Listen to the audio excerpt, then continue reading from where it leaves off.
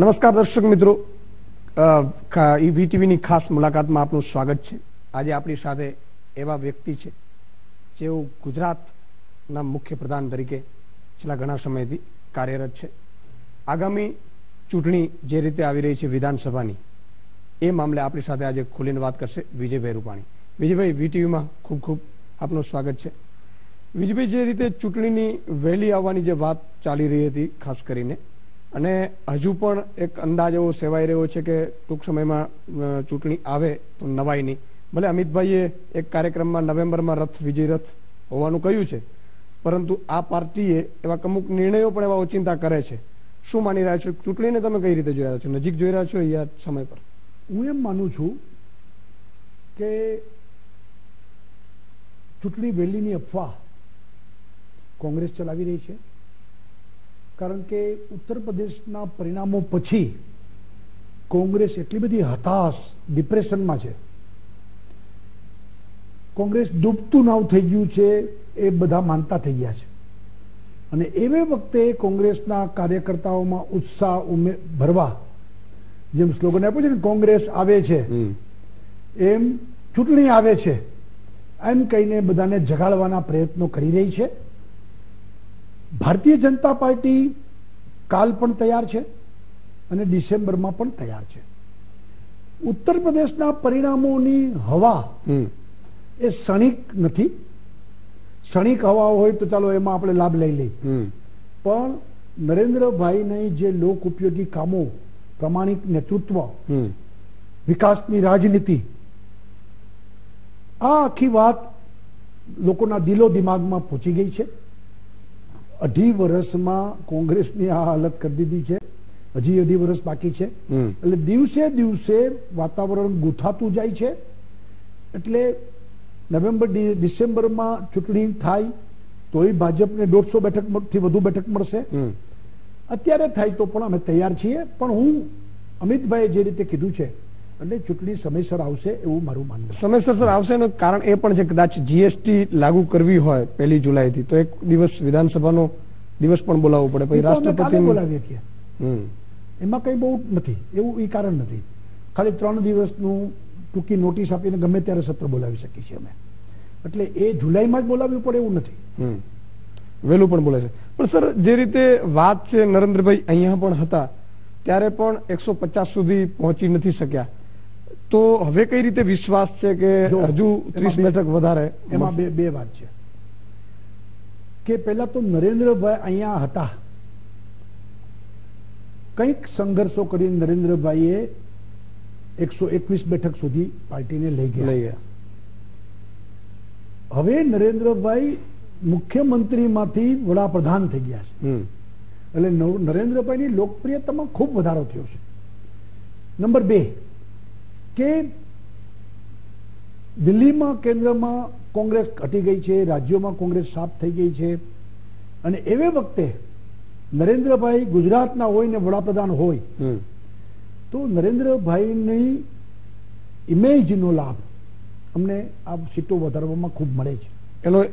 એનું કારણ છે, બીજું કારણ એ છે, અમારું લોજિક છે, અમે 182 બેઠક બોલતા નથી, 182 જીતીશું, એકેય બેઠક કોંગ્રેસ એટલા માટે એ તો કોઈ આ 150 ઉપરનો તર્ક એ છે કે 2014માં મોદી વેવ ઉભો થયો, ત્યારના મેન્ડેટ બહુ ક્લિયર હતો કે નરેન્દ્રભાઈને વડાપ્રધાન બનાવવા છે તો ભાજપને મત આપો, નથી બનાવવા એ લોકોએ વિપક્ષને મત આપ્યા। ત્યારે ઉત્તર પ્રદેશમાં લગભગ 80 માંથી 73 બેઠકો ભાજપને મળી। ત્યારે ઉત્તર પ્રદેશમાં સર્વે જે થયો કે એસેમ્બલી સીટો 403 છે, એમાં શું થયું તો એ વખતે અમે 308 બેઠક ઉપર અમારો વિજય હતો, અને એની આસપાસ જ આ પરિણામ આવ્યું છે। હવે 2014માં ગુજરાતમાં 26 માંથી 26 બેઠક મળી, અને ત્યારે અમે 165 બેઠક ઉપર અમે વિજય પ્રાપ્ત કર્યો, બરોબર। એટલે અમે એમ કહીએ છીએ કે એ જ ટ્રેન્ડ ચાલુ રહેશે અને 150 થી વધુ બેઠકો ભાજપને મળશે, બરોબર। આ તરફ તમારું ગણિત છે કે એના કારણે તમે 150 બેઠક કહ્યો। બીજી એક બીજી વસ્તુ પણ છે કે જે રીતે વાત છે આગામી ચૂંટણી છે એ કોના લીડરશીપમાં લડાય એવી શક્યતા તમને લાગી રહી છે? હું એટલા માટે આ વાતને ગૌણ સમજુ છું. હંમેશા જે પાર્ટીનો ટોપ આગેવાન એના નામે જ બધું થતું હોય છે. હું તમને કહું કે ગુજરાતમાં કોંગ્રેસના હોર્ડિંગ ને પોસ્ટરોમાં પહેલો ફોટો સોનિયાબેન, બીજો રાહુલ ગાંધી, ત્રીજો ભરતસિંહ અને પછી ઉમેદવાર અથવા તો બીજા કાર્યકર્તાનો ફોટો હોય છે. શું કામ ભાઈ તમે આ 3 ફોટા મૂકો છો? તો એ પાર્ટીની આખી છાપ એના ઉપર હોય છે. એમ અમે પણ પહેલો ફોટો નરેન્દ્રભાઈ, બીજો ફોટો અમિતભાઈ, ત્રીજો ફોટો જીતુભાઈ વાઘાણી, ચોથો ફોટો મારો. પાર્ટીની આ પદ્ધતિ હોય છે. મુખ્યમંત્રી ચોટલે અને પછી બાકીનું હોય છે. તો નરેન્દ્રભાઈને જ કેન્દ્ર સ્થાને રાખી અને આખી ચૂંટણીઓ ચાલવાની છે. નરેન્દ્રભાઈની લોકપ્રિયતા એ ચૂંટણીમાં અમને ખૂબ વધુ સીટો અપાવશે. એટલે ગુજરાતમાં કોણ મુખ્યમંત્રી શું એ ગૌણ છે. નરેન્દ્રભાઈ અને ભારતીય જનતા પાર્ટીના નામે વિકાસની રાજનીતિમાં મત લેવાના છીએ. અમે તો એટલું ઈચ્છીએ છીએ, અમે બધા તો એવા મતના લોકો છીએ કે ભાજપનો મુખ્યમંત્રી બને એ અમારું સ્વપ્ન છે.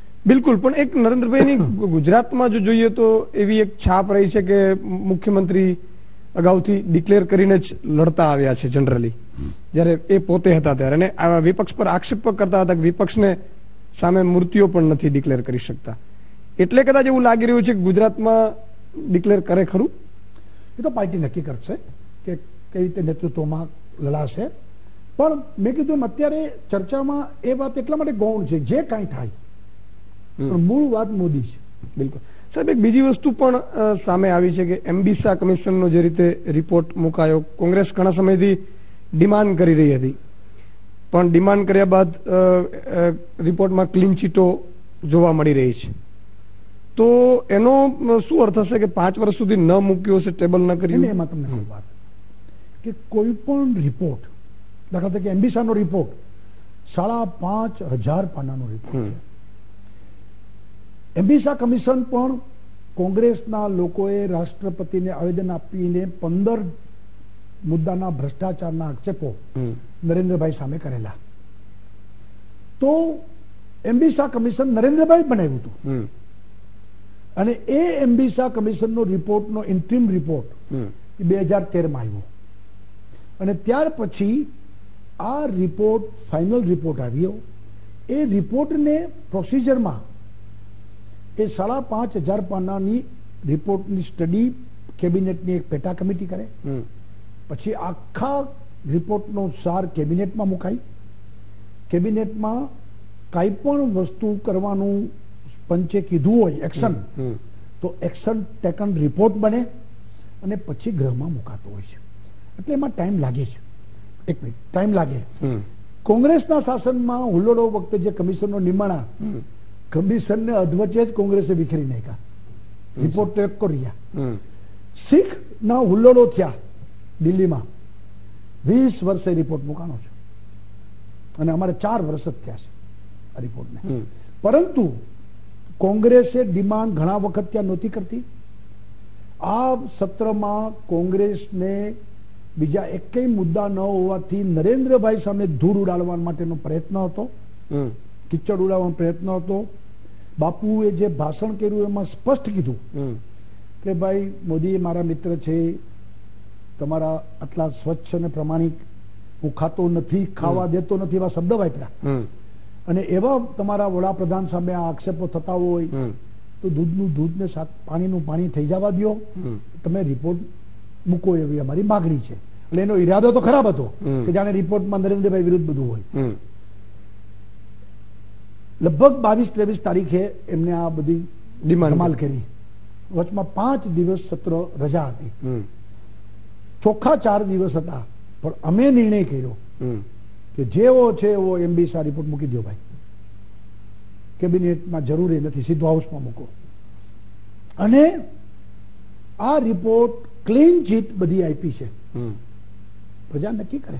સાહેબ બીજા રિપોર્ટ પણ ઘણા છે, એ પણ આપ મૂકી શકતો? બીજા એક નાણાવટી પંચનો છે, પછી સુરેન્દ્રનગર વાળું, થાન વાળો જે રિપોર્ટ છે એમાં એક્શન લેવાઈ ગયા છે બધા, અને એ મુજબના પગલાં લઈ અને જે તે ઇન્સ્પેક્ટરોને એ વખતે અમે એના ઉપર કેસ પણ કરેલા છે, ખૂનની કલમો પણ લગાવી છે, એમને જેલમાં પણ પૂરેલા હતા, એ કરેલું છે. એમ્બીસામાં એક એવી આક્ષેપો કોંગ્રેસના તો 1 લાખ કરોડના જે ભ્રષ્ટાચારના હતા અને જે રીતે ભ્રષ્ટાચારમાં પણ બધામાં ક્લીન ચીટ મેં એ પણ જે રિપોર્ટ જોયો મેં એમાં સ્પષ્ટપણે જે જમીનો આપવામાં આવી છે અને રાહતો પણ આપવામાં આવી છે એ પણ યોગ્ય રીતે આપવામાં આવી છે. ઈ ક્યાં અમુક જગ્યાએ તો દાખલા તરીકે અદાણી વિરુદ્ધ આક્ષેપ કર્યા, શંકરસિંહે પણ ટોકન ભાવથી જમીન આપી, 1 રૂપિયા ટોકન ભાવે, એમાં રિપોર્ટમાં છે. અને એની પહેલા સુરેશ મહેતાએ પણ આપેલું છે. એટલે આ બધું તો એવું છે કે સાવ જુઠ્ઠા આક્ષેપો. નરેન્દ્રભાઈ વડાપ્રધાન ન થાય એટલે નરેન્દ્રભાઈને બદનામ કરવા માટે એ વખતે આ બધા આક્ષેપો કરેલા. અને હવે અને બીજું કહું, એમબી શાહ પંચ કરતા જનતા જનાર્દનની અદાલત સૌથી મોટી છે. બિલકુલ. એ પછી 2 ચૂંટણી લડાઈ ગઈ અને એમાં ભાજપને જીત પણ મળી છે. કોંગ્રેસની કોઈ વાત સાંભળવા ઊભું નથી રહ્યું. બિલકુલ. આ દર્શક મિત્રો જે રીતે વિજયભાઈ ખુલીને વાત કરી રહ્યા છે, હજુ પણ આપણે વિજયભાઈને વધારે પ્રશ્નો હિન્દુત્વ મુદ્દે જેમણે જે ટિપ્પણી કરી છે એ મુદ્દે પણ પૂછશું, પરંતુ નાનકડા વિરામ બાદ.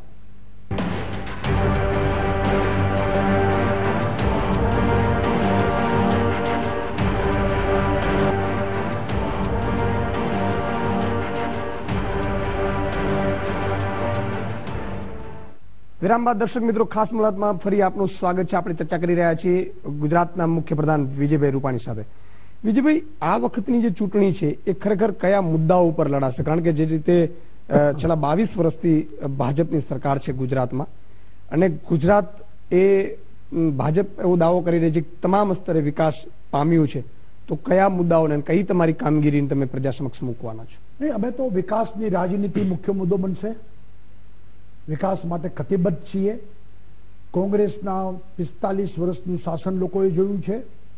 દિલ્હીમાં પણ એમનું વર્ષો સુધીનું શાસન જોયું છે અને ભાજપનું પણ લોકોએ શાસન જોયું છે. મુલવણી કરે. કોંગ્રેસના શાસનમાં 365 દિવસમાંથી 200 દિવસ સુધી કર્ફ્યુ રહેતા હતા. આજે શાંતિ છે, કર્ફ્યુ લોકોને જોવો નથી પડતો. કોંગ્રેસના શાસનમાં લોકો રાત્રે વાડું ટાણે લાઇટ વહી જતી હતી, ગામડાઓમાં લાઇટો નહોતી, અંધારાઓ હતા. પણ એ તો એ સમય હતો ને સાહેબ. નહીં, એટલે કોંગ્રેસનું શાસન હતું, સમયનો સવાલ નથી. શાસન કોનું હતું? કેમ એ જ શાસન હતું. નર્મદા ત્યારે હતી. કા ભાઈ નર્મદાના પાણી કોંગ્રેસે સૌરાષ્ટ્રમાં પહોંચાડ્યા નહીં? લોકો પાણી માટે વલખા મારતા હતા. કચ્છના લોકો પાણી માટે વલખા મારતા હતા. કેમ કચ્છ સુધી પાણી પહોંચાડ્યું નહીં? તો આ વાત અમે છાપરે ચડી ચડીને કહેવાના છે અને લોકોને અમારામાં ભરોસો છે. અમે વિકાસ કર્યો છે અને હજી કરવાના છીએ. દિલ્હીમાં પણ કેન્દ્રમાં ભાજપની સરકાર સારું કામ કરી રહી છે. આ બધી વાત વિકાસની રાજનીતિ ઉપર અમે મત માંગીએ. સાહેબ, સામાન્ય રીતે એવું થયું છે ગુજરાતમાં છે એવું કહેવાય છે કે હિન્દુ મુસ્લિમ ઉપર ચૂંટણી લડાય છે ને એટલે ભાજપને લાભ થાય છે. અને આપે પણ જે રિવરફ્રન્ટ ઉપર જે એક ભાષણ કર્યું એમાં સ્પષ્ટ કહ્યું કે રામ મંદિર પણ બનવું જોઈએ અને 370ની કલમ છે એ જમ્મુ કાશ્મીરમાંથી દૂર કરવી જોઈએ. નહીં, બે પાર્ટીના કાર્યકર્તાનું સંમેલન હતું એટલે મેં પાર્ટીની જે વિચારધારા છે, અમારું એમાં કમિટમેન્ટ છે. એ કમિટમેન્ટમાં આપણું શું સ્વપ્ન છે, શેના માટે કામ કરી છે? તો આપણે એટલા માટે કામ કરી છે કે અયોધ્યામાં રામ મંદિર બને.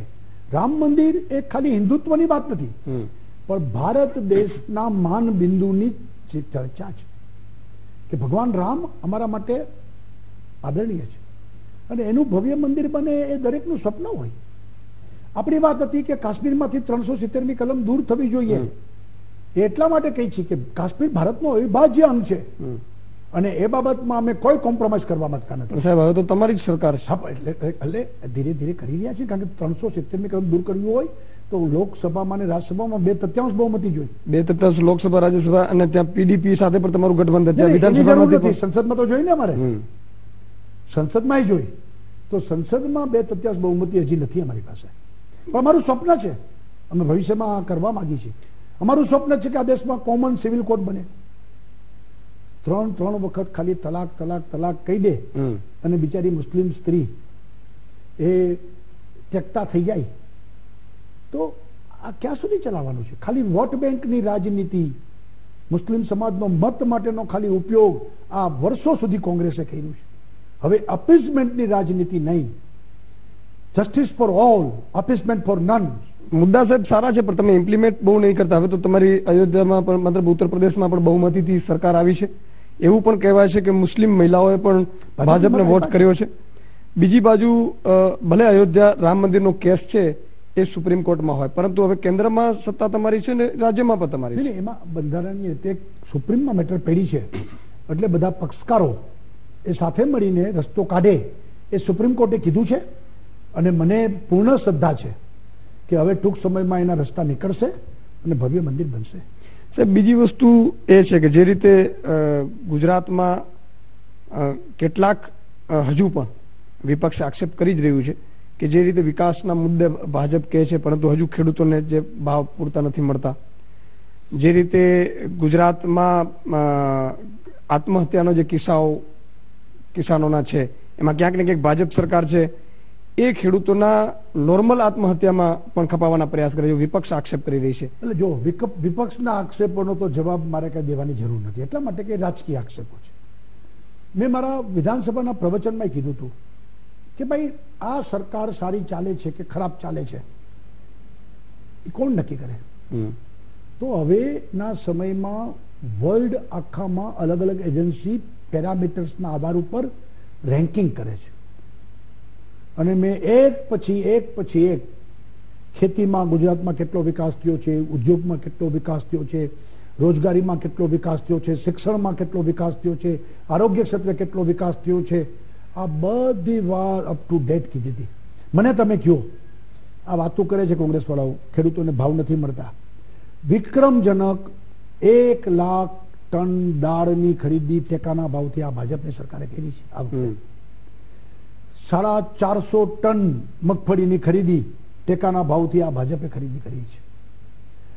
ખેડૂતોને 1% લોન 3 લાખ સુધીની, જેથી વ્યાજના ચક્કરમાં આત્મહત્યા ન કરવી પડે, આ ભાજપે કર્યું છે. હવે કોંગ્રેસના લોકો આખા અમરેલી જિલ્લામાં 450 લોકોએ આત્મહત્યા કરી અને પ્રશ્ન કરે તો એ બધા થોડા ખેડૂતો કઈ આ ખેતીને કારણે આત્મહત્યા કરી છે, કોઈક ઘર કંકાસને કારણે કરી છે, કોઈકે ભાઈએ કરી છે, કોઈકે બેને કરી છે, કોઈક વિદ્યાર્થીએ કરી છે, તો એ બધું એમાં ગણાઈ દેવાનું ખેડૂતોની આત્મહત્યા છે.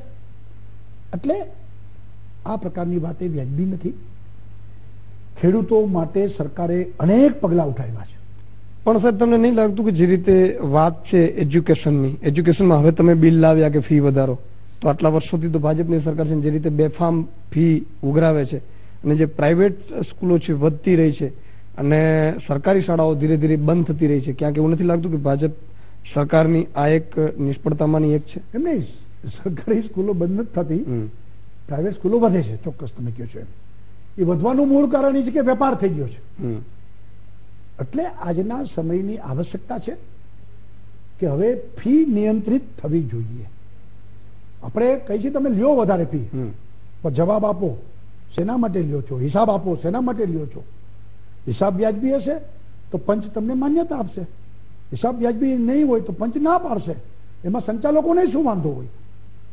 સાહેબ, જે રીતે ફી ઉઘરાવાઈ રહી છે, જે રીતે મેં એક અહેવાલ બનાવડાવ્યો તેમાં અમદાવાદની જ ખાનગી સ્કૂલો ડીપીએસ સહિતની માનીએ તો 6000 કરોડ રૂપિયા વર્ષે માત્ર અમદાવાદમાંથી ફી પ્રાઇવેટમાં ઉઘરાવાય છે.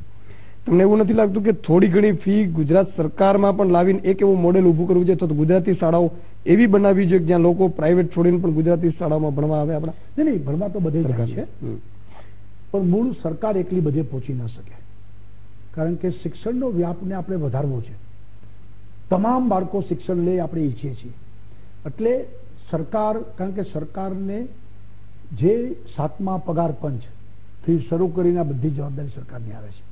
સરકાર પાસે એટલું બધું ફંડ નથી, એટલે આપણે છૂટ આપી છે કે તમે પ્રાઇવેટ શાળાઓ ચાલુ કરો, પ્રાઇવેટ કોલેજો ચાલુ કરો. આપણા છોકરાઓ બહાર ભણવા જતા હતા, એ બધાને તો અહીં શિક્ષણ મળી રહે, પણ ફીની મર્યાદા હોવી જોઈએ. કોલેજ, સ્કૂલ, એ સંસ્થા વ્યાજબી નફો રહે, એટલે 2 પૈસા નફો લેવાનો સમજાય, પણ 2 રૂપિયા લઈ લેવાની વાત કરીએ બરોબર નહીં. વ્યાજબી નફો લે, કારણ કે ત્યાં પણ 50 લોકો કામ કરતા હોય એને એમ્પ્લોયમેન્ટ મળે છે. પણ સર મેડિકલમાં પણ એવું જ થઈ ગયું. તો આપણે જે રીતે હમણાં મનસુખ શાહ ઉપર સરકારે કાર્યવાહી કરી અને એમાં જે રીતે સામે આવ્યું છે આખી વિગત કે પાસ કરાવવાથી માંડીને તમામ સ્તરે લાખો અને કરોડો રૂપિયા ઉઘરાવાય છે, તો આવા ઉપર પણ સરકારે 100% સુમનદીપના કેસમાં સરકારે કડક પગલા ભર્યા છે. ખોટી રીતે પૈસાઓ પડાવવાની વાતમાં સરકારે કડકમાં કડક પગલા, એ બધા જેલમાં છે આજે પણ. અને અમે આ કંઈ ગુજરાતમાં ચલાવવા માંગતા નથી. શિક્ષણ એ ખરા અર્થમાં લોકોને વ્યાજબી ભાવે શિક્ષણ મળે અને સાથે સાથે એની ગુણવત્તા જળવાઈ રહે, આ બાબતમાં સરકાર કેજી થી પીજી સુધી આ બાબતમાં કડક રીતે આવનારા દિવસોમાં આગળ વધશે. સાહેબ, છેલ્લી જે રીતે વાત કરીએ આપણે મેન્યુફેસ્ટોની, તો મેન્યુફેસ્ટોમાં હજી ઘણી વસ્તુ છે એ પૂરી નથી થઈ. એટલા માટે પૂરી નથી થઈ કે જે 50 લાખ ઘર આપવાના હતા એ પણ પૂરા નથી થયા. જે કામગીરી પાણી પહોંચાડવાની જે વાત હતી એમાં પણ હજી એટલું પાણી પહોંચી નથી.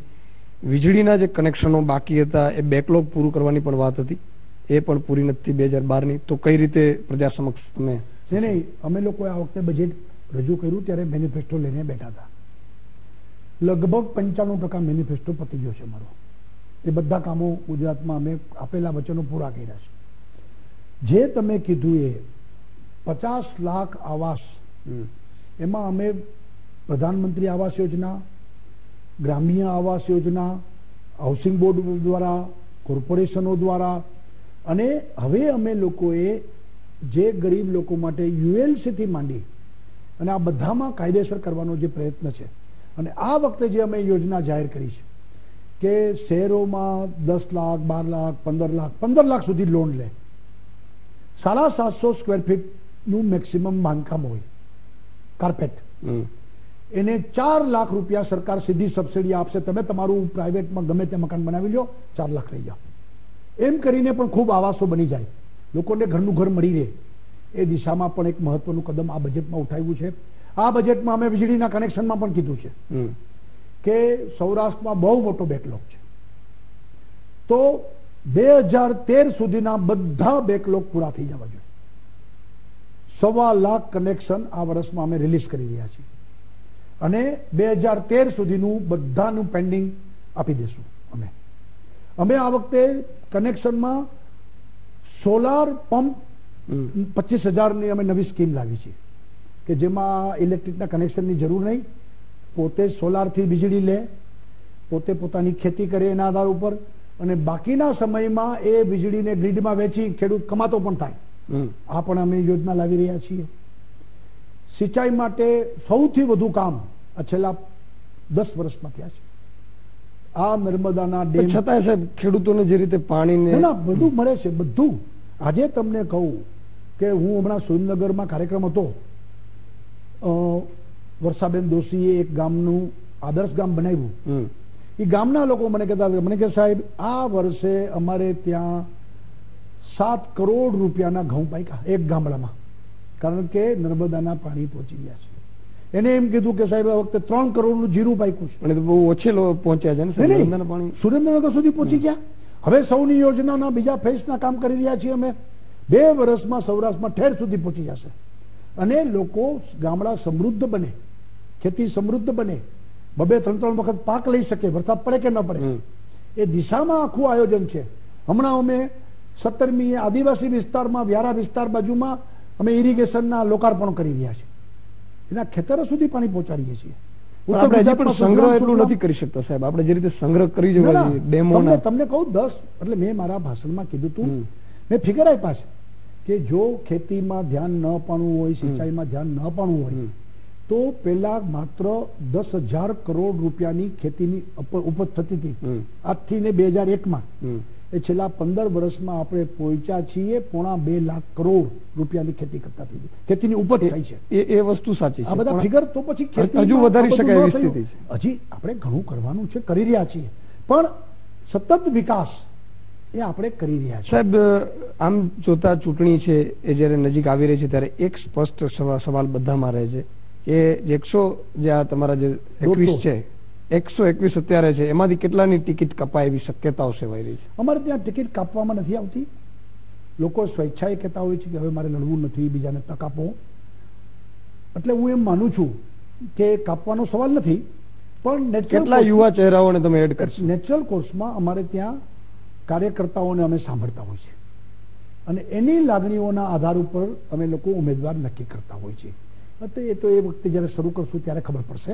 છતાં યુવા ચહેરાઓને સ્થાન ચોક્કસ સ્થાન આપશું. 50% જેટલા યુવા ચહેરાઓ જોઈએ હવે કેવી રીતે થાય છે. ટકાવારીમાં પડતો નથી, પણ યુવાઓને સ્થાન, મહિલાઓને સ્થાન અમે ચોક્કસ આપીશું. બિલકુલ. ખૂબ ખૂબ આભાર વિજયભાઈ. જે રીતે દર્શક મિત્રો વિજયભાઈ રૂપાણીએ આપણી સાથે જે ખુલીને વાત કરી, હિન્દુત્વનો મુદ્દો એના કરતા એ લાગણીમાં એમણે પરિવર્તન કર્યો છે કે બધાની લાગણી છે. રામ મંદિર બને, 370 કલમ દૂર થાય, સરકાર બંને એમની છે, ભાજપની, અને દરેક નાગરિકે આશા રાખે કે આ એક થાય. સિવિલ જે કોડ છે, કોમન કોડ, એ પણ લાગુ કરવાની એમણે વાત કરી, ઈચ્છા વ્યક્ત કરી છે. ગુજરાતના સમૃદ્ધ રાજ્યના મુખ્યમંત્રી છે, કદાચ એમની ઈચ્છા પીએમ પણ સાંભળે અને આગામી સમયમાં એ પણ થાય તો તમામ નાગરિકની એ પણ ઈચ્છા છે. બીજી વસ્તુ કે યુવા ચહેરાઓને આગામી ચૂંટણીમાં વધારે તક આપવાની વાત વિજયભાઈએ કરી છે. હાઈકમાન્ડ નક્કી કરશે, પરંતુ અંદાજો એવો લગાઈ રહ્યો છે કે જે યુવાન ચહેરાઓ છે એમને વધારે ટિકિટ ફાળવાય તેવી પૂરેપૂરી શક્યતા છે. અને દરેક વિકાસના મુદ્દા છે એ ભાજપ છે એ આગામી સમયમાં ચૂંટણીમાં પોતાના મુદ્દાઓ આગામી ચૂંટણીમાં વિકાસના મુદ્દે ભાજપ લડશે. આજે બસ આટલું જ. ફરીથી મળીશું, ત્યાં સુધી મને રજા આપો. નમસ્કાર.